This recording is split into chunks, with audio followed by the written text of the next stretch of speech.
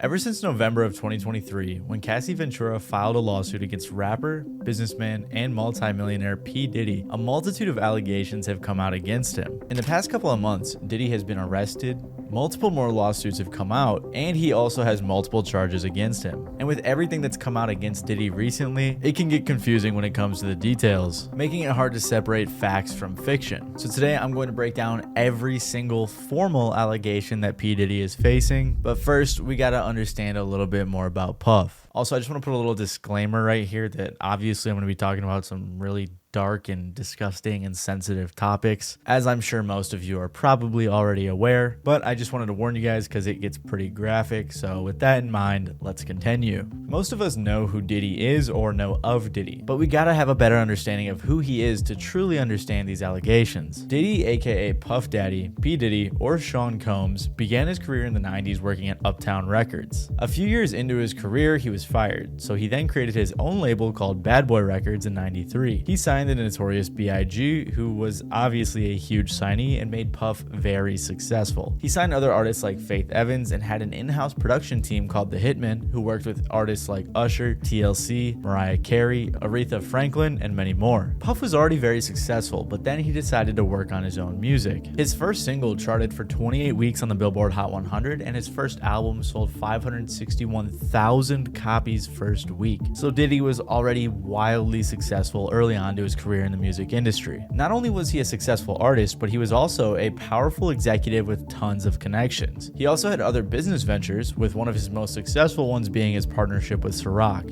in which he helped them develop their brand in exchange for 50% of the profits. So if you didn't know much about Diddy, that's pretty much all you need to know. He's a rich, powerful, and successful man in the music industry and Hollywood in general. He's won a Guinness World Record for most successful rap producer in 1997. He's won 3 Grammys, and he's also credited for cultivating artists like Biggie, Mary J. Blige, and Usher. I kept it brief for simplicity's sake, obviously, but I really wanted to emphasize his power, his influence, and his wealth. Also, I said earlier he was a multi-millionaire, but they have even estimated his net worth to be $1 billion, so Diddy is very rich. Throughout his career, P. Diddy has also had quite a few controversies. In 1999, he was sued by Nas's manager after Diddy attacked him, for which they settled out of court for $500,000. In 2003, his clothing brand Sean John was accused of violating Honduran labor laws as the factories were based in Honduras. The National Labor Committee said that the employees were forced to work overtime, were paid sweatshop wages, and that the bathrooms were locked. In 2007, Diddy was sued for battery after he punched Gerard Rechnitzer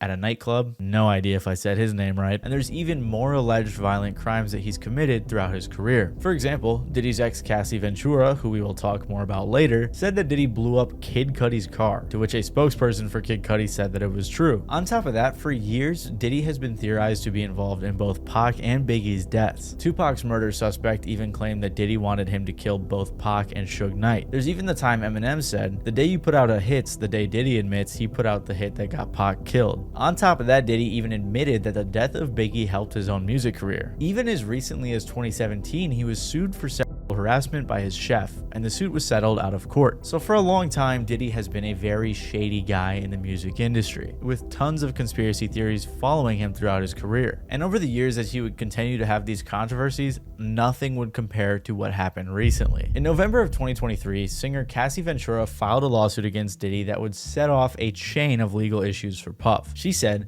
"After years of silence and darkness, I am finally ready to tell my story and to speak up on behalf of myself and for the benefit of other women who face violence and abuse in their relationships." Cassie met Diddy in 2005 when she was 19 and he was, I believe, 36, and she signed to Diddy's label in 2006. Not only did she sign to the label, but she signed a 10-album deal. She basically signed her life away, and Diddy made her sign this so that he could have more control over her career. So I wanted to get us all together so we could get this. Everybody can hear from me how focused and excited I am about the project. I wanted, Cassie to, everybody to meet Cassie. Y'all know that's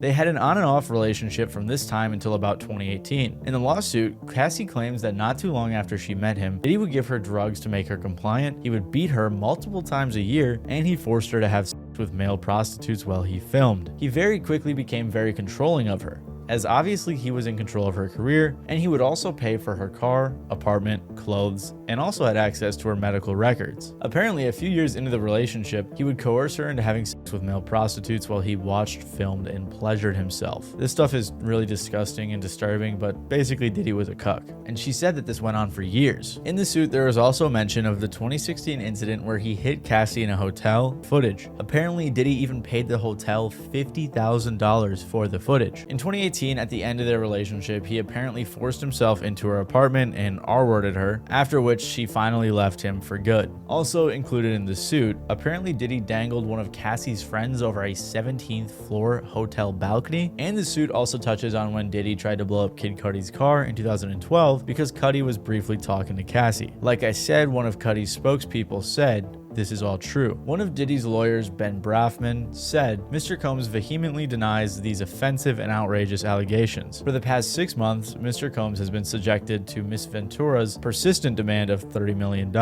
under the threat of writing a damaging book about their relationship, which was unequivocally rejected as blatant blackmail. Despite withdrawing her initial threat, Ms. Ventura has now resorted to filing a lawsuit riddled with baseless and outrageous lies, aiming to tarnish Mr. Combs' reputation and seeking a payday." In response, one of Cassie's lawyers said, "Mr. Combs offered Ms. Ventura 8 figures to silence her and prevent the filing of this lawsuit." Now, I don't know about you guys, but I think it's pretty disgusting to say that this was just full of blatant lies because Cassie was seeking a payday when there's literally footage of Diddy beating her in the hotel. And that footage actually wasn't even out at the time, which means the dude was just lying. Like I said though, Cassie was suing Diddy for $30 million, and apparently the day after they filed the lawsuit, it was settled out of court. It was settled for an undisclosed amount, and both parties said they wanted to settle it in a pleasant and friendly way. There was nothing public about how they settled it. We don't know how much money Cassie was paid, if any, or even why in particular they settled. Ben Cesario from the New York Times said, "For Diddy, the settlement quickly shuts down what could have been a risky and potentially embarrassing process of legal discovery, in which reams of evidence are made public and a possible trial." And Cassie also likely didn't want to relive all of her trauma, which is why she probably was willing to settle rather than sit through a trial. But thanks to Cassie's courage for coming forward about this, a multitude of lawsuits followed. Just 5 days after Cassie's lawsuit, another lawsuit was filed accusing Diddy of drugging and essaying a college student at Syracuse University in 1991 and filming it. Then apparently Diddy would show the footage to people as revenge porn. Shortly after that, a third lawsuit was filed accusing Diddy and Aaron Hall of R-wording the accuser and her friend. Apparently, following the assault, Diddy pulled up to the girl's residence and got violent, even choking the girl till she passed out. After this suit came out, Diddy's spokesperson again claimed they were lies, saying, "These are fabricated claims falsely alleging misconduct from over 30 years ago and filed at the last minute. This is nothing but a money grab. Because of Mr. Combs' fame and success, he is an easy target for anonymous accusers who lie without conscience or consequence for financial benefit." Following this, on December 6, another lawsuit was filed in which they claimed in 2003 a 17-year-old was gang R-worded by Diddy, Harvey Pierre, and an unnamed assailant. The victim says they talked her into getting on a private jet to New York, drugging her, and then assaulted her. In this lawsuit, the girl even provided pictures, making the claims all that more believable. In December, after all of these allegations, Diddy finally made a statement on his Instagram saying, "Enough is enough. For the last couple of weeks, I have sat silently and watched people try to assassinate my character, destroy my reputation, and my legacy. Sickening allegations have been made against me by individuals looking for a quick payday. Let me be absolutely clear. I did not do any of the awful things being alleged. I will fight for my name, my family, and for the truth." But it's safe to say Diddy's statement was not well received, and more awful allegations continued to come out. In February of this year, the producer Lil Rod filed a huge $30 million lawsuit, in which he accused Diddy of harassing and threatening him for over more than a year. He also allegedly had footage of Diddy and his people committing crimes and doing SA. Lil Rod was accusing Diddy of what they said was RICO-level charges, and named people such as Diddy, his son Justin, Lucian Grange, the CEO of Universal Music Group, Ethiopia Habtemariam, if that's how you say it, I have no idea, the CEO of Motown Records, Chalice Recording Studios, Diddy's chief of staff Christina Koram, and Diddy's companies as defendants. So basically what he's saying is all these people I just listed and the companies were involved in these crimes alongside Diddy. I do think it's important to note though that Lucian Grange and UMG were eventually removed from the lawsuit. Lil Rod lived with Diddy for months at a time and was also on a yacht Diddy rented for multiple weeks. He said that he witnessed many of Diddy's awful acts. Apparently, Lil Rod was also the victim of constant, unsolicited, and unauthorized groping and touching of his anus by Mr. Combs. When he complained to Diddy's chief of staff, she said, "You know, Sean will be Sean." Rod even said that Diddy was trying to make him have sex with Stevie J and promised him that he would win a Grammy if he did. According to the suit, Rod said he was also sexually assaulted by a cousin or assistant of rapper Young Miami. He was harassed and assaulted by Oscar winner Cuba Gooding Jr. and obtained footage of a rapper and an R&B singer whose names have been redacted from the complaint, consorting with underage girls and sex workers. Finally, Rodney said that the reason no one has come forward with anything over the past few decades is because Diddy has footage of every person that has attended his parties that he can use to blackmail them. So Rodney accused Diddy of a ton of crimes, plenty of which we'll touch on more later. But this lawsuit was huge, especially because he was naming names and said he had evidence for all of this. Diddy's attorney said that the suit includes reckless name dropping about events that are pure fiction. Following this, 2 of Diddy's houses were raided by the feds. They said, earlier today, Homeland Security Investigations New York executed law enforcement actions as part of an ongoing investigation with assistance from HSI Los Angeles, HSI Miami, and our local law enforcement partners. We will provide further information as it becomes available. Both of his sons, Justin and Christian, were also handcuffed during the raids. So clearly, either because of the lawsuits or before them, Diddy was under investigation by the feds. After the raid, CNN obtained the video of Diddy attacking Cassie in the hallway, to which Diddy decided to apologize for, since this was the only evidence so far that had been released to the public. It's so difficult to reflect on the darkest times in your life, but sometimes you gotta do that. I was fucked up. I mean, I hit rock bottom, but I made no excuses. My behavior on that video is inexcusable. I take full responsibility for my actions in that video. I'm disgusted. I'm so sorry. But I'm committed to be a better man each and every day. I'm not asking for forgiveness. I'm truly sorry. On May 22nd, a few days after the video came out, a former model accused Diddy of drugging and SAing her in another lawsuit. A couple of days later, another woman came forward accusing Diddy of 4 instances of SA from the mid-1990s to the early 2000s. He was also accused of battery and assault in this suit as well. Most recently, another suit came out where Diddy was accused of drugging and R-wording another woman. According to ABC, this is at least the 12th lawsuit filed against Diddy since Cassie came out with hers back in November of 2023. As of recording this, no more have come out, but it's very possible more people will speak out. The reason all of these people came forward around the same time is because of a new law passed in New York called the Adult Survivors Act. Basically, what this did was give adult victims, people who were 18 years or older during their alleged time of abuse, the ability to file civil lawsuits in New York, even if any statutes of limitations have run out. If you don't know what that means, basically if you were an adult in New York who got SA'd, before this new act, usually there was about a 3-year window where you could file a suit. As far as I understand it, I am by no means a lawyer, but this is what it said on Google. So now with the Adult Survivors Act, victims had a 1-year window to file suits, and it's set to expire this November. So it isn't like this is some big coordinated mastermind attack against Diddy. This new act, coupled with Cassie's coming out in her lawsuit, seems to be what motivated these victims to come forward. And just as it seemed like it couldn't get worse for Diddy, the feds showed up at his front door. Most recently, Diddy was arrested by the feds on September 16th of this year based on a sealed indictment filed by the Southern District of New York. By the way, indictment is basically just fancy talk for serious charges. The U.S. Attorney Damian Williams said, Sean Combs led and participated in a racketeering conspiracy that used the business empire he controlled to carry out criminal activity, including sex trafficking, forced labor, kidnapping, arson, bribery, and the obstruction of justice. So like the U.S. Attorney implied, there are 3 main charges that Diddy is currently facing: racketeering conspiracy, trafficking by force, fraud, or coercion, and transportation to engage in prostitution. His first charge is racketeering, which is defined as a set of illegal activities aimed at commercial profit that may be disguised as legitimate business deals. In the indictment, they say that Diddy abused, threatened, and coerced women and others around him to fulfill his sexual desires, protect his reputation, and conceal his conduct. To accomplish this, they claim that he used his employees and his businesses to create a criminal enterprise that indulged in the things that the U.S. attorney mentioned earlier. So basically what they were saying was all of the businesses that Diddy had created over the years for his music career, his clothing career, and everything else like that, he was using those and his employees to help cover up and do the things he wanted to do. And like we know, many of the things he wanted to do included assaulting women. The attorney even referred to Diddy's business, Combs Enterprise, as a criminal organization because Diddy had many of his employees working to cover up everything he was doing. They said that employees engaged in and attempted to engage in, among other activities,